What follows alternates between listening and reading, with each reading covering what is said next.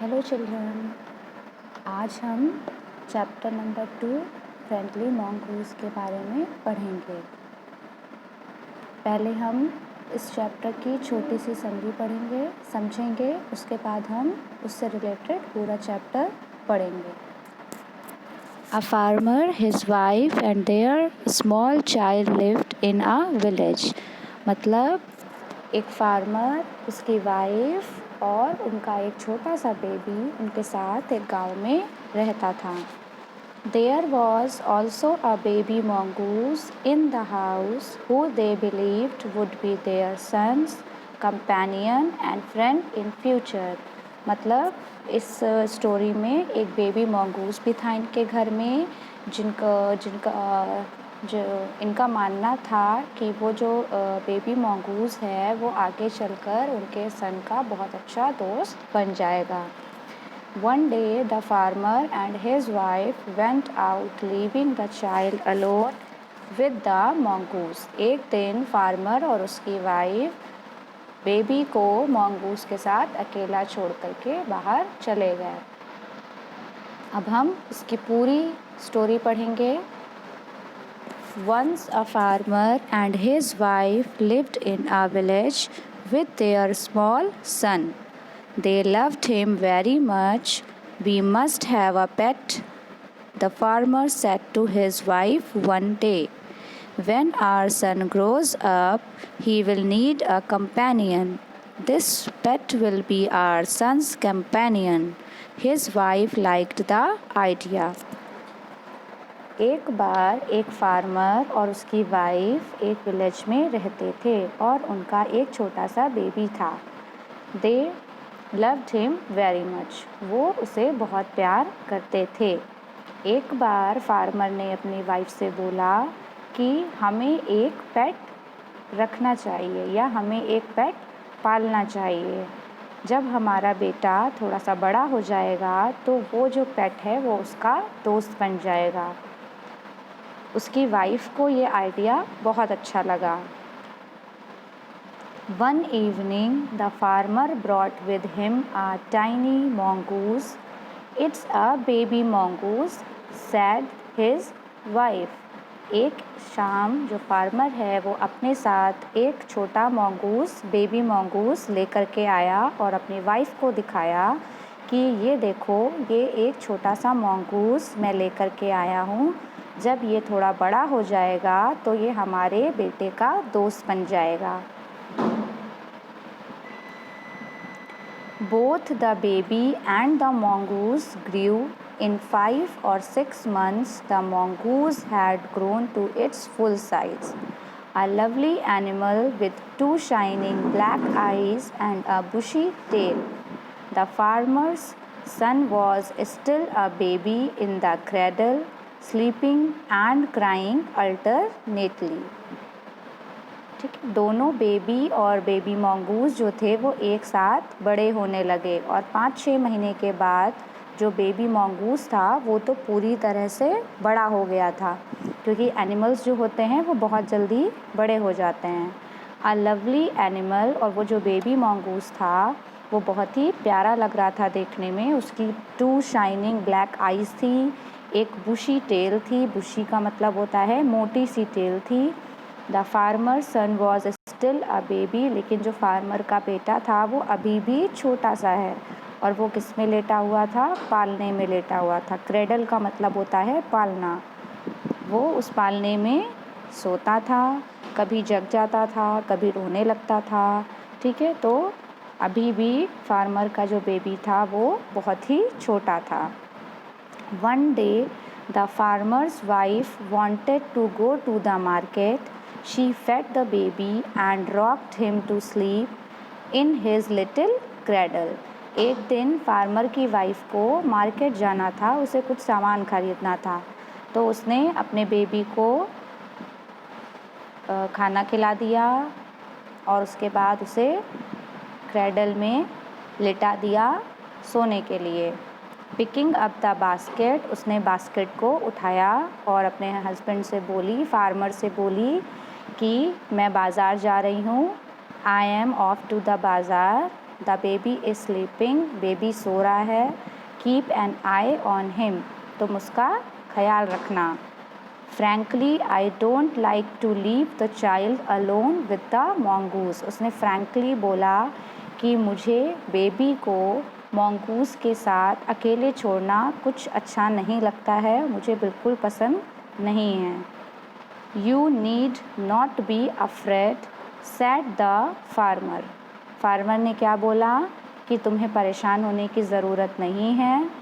The mongoose is a friendly animal, mongoose जो है वो बहुत ही फ्रेंडली एनिमल होते हैं।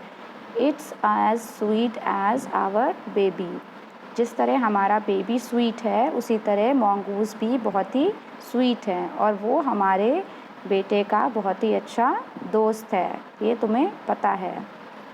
The wife went away and the farmer having nothing to do in the house decided to go out and take a look at his fields not far away.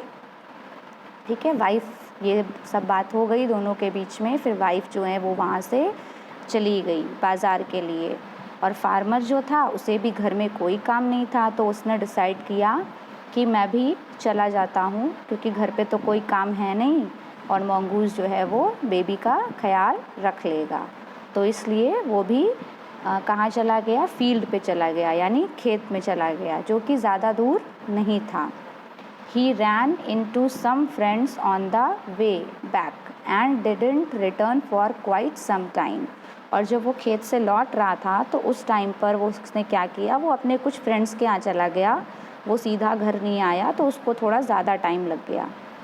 ठीक है, इसके बाद जो नेक्स्ट पैरा है उसमें हम क्या पढ़ेंगे, छोटी सी समरी दी है, पहले मैं उसे पढ़ रही हूँ फिर मैं पूरा चैप्टर आगे का पढ़ूँगी। The farmer's wife returned home from the market carrying a heavy basket। मतलब आगे जो पैरा है उसमें हम ये पढ़ेंगे कि जो फार्मर की वाइफ है जब वो वापस आती है तो उसके हाथ में एक बहुत ही भारी सी बास्केट होती है जिसमें सामान भी रखा होता है। She found the mongoose at the entrance of the house with blood on his face and paws। और जब वो आती है तो वो क्या देखती है कि जो मॉन्गूज़ है उसके हाथ और उसके मुंह में ब्लड लगा हुआ है। She jump to the conclusion, और वैसे ही वो तुरंत सोचती है कि इसके फेस पे और पॉज में ब्लड लगा है, कहीं इसने मेरे बेटे को तो कोई नुकसान नहीं पहुंचाया, और वो तुरंत जाती है अंदर देखने के लिए। लेकिन जो अंदर वो देखती है तो उसको बहुत पछतावा होता है। अब क्या पछतावा होता है, क्या होता है, वो हम डिटेल में आगे पढ़ेंगे। The farmer's wife finished her shopping and came back home with a basket full of groceries। Farmer की जो वाइफ है जब वो अपनी शॉपिंग फिनिश कर लेती है फिर वो वापस घर आती है तो उसकी जो बास्केट होती है वो पूरा सामान से भरी होती है। She saw the mongoose sitting outside as if waiting for her। On seeing her, he ran to welcome her as was customary। ठीक है, जैसे ही वो जाती है वहाँ पर वो देखती है कि जो मॉन्गूज़ है वो आउटसाइड यानी बाहर बैठ करके उसका वेट कर रहा है, और जैसे ही मॉन्गूज़ फार्मर की वाइफ को देखता है वो तुरंत और आगे दौड़ करके जाता है उसका वेलकम करने के लिए। The farmer's wife took one look at the mongoose and screamed.